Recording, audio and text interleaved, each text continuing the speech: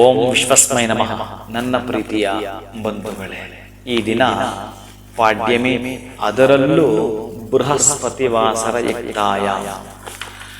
ಗುರುವಿನ ಕೃಪೆಯಲ್ಲದೆ ಏನು ಪಡೆದುಕೊಳ್ಳಕ್ಕೆ ಸಾಧ್ಯ ಇದೆ?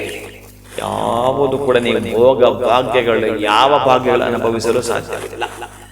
ಅಂತಹ ಗುರು ಕೃಪೆ ಇಲ್ಲದೆ ವಿಲವಿಲ ಅಂತ ಒದ್ದಾಟ ಮಾಡ್ತಾ ಇರ್ತಕ್ಕಂತಹ ನಮ್ಮಗಳಿಗೆ ಅವ ಕೃಪೆ ತೋರಬೇಕು ಅಂತಂದ್ರೆ ಒಂದು ನೆನಪು ಮಾಡಿಕೊಳ್ಳಿ, ಗುರುವಿನ ಗುಲಾಮನಾಗದ ತನಕ ದೊರಕದ ನನ್ನ ಮುಖ.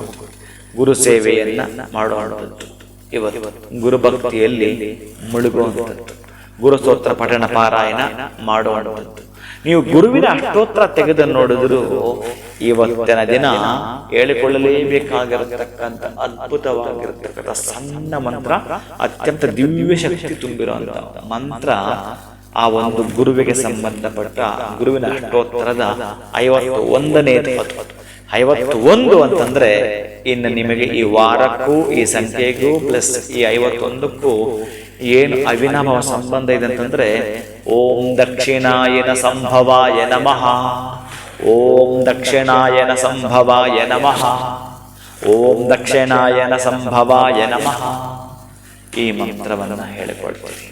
ಅತ್ಯಂತ ತೇಜೋವಂತರಾಗಿ, ವಿಶಿಷ್ಟವಂತರಾಗಿ ಧನ ಧಾನ್ಯವನ್ನ ಪಡೆದುಕೊಳ್ತೀರಿ. ಮುಖ್ಯವಾಗಿ ಧನವನ್ನ ಪಡೆದುಕೊಳ್ಳಲಿಕ್ಕೆ ಈ ಮಂತ್ರವನ್ನ ಈ ದಿವಸ ಹೇಳುತ್ತೀರಿ. ದುರದೃಷ್ಟವನ್ನ ದೂರ ಮಾಡಿಕೊಳ್ತೀರಿ, ಅದೃಷ್ಟವನ್ನ ತಮ್ಮ ಕಡೆ ರವಾನೆ ಮಾಡಿಕೊಳ್ತೀರಿ. ಶುಭಂಭೂಯ.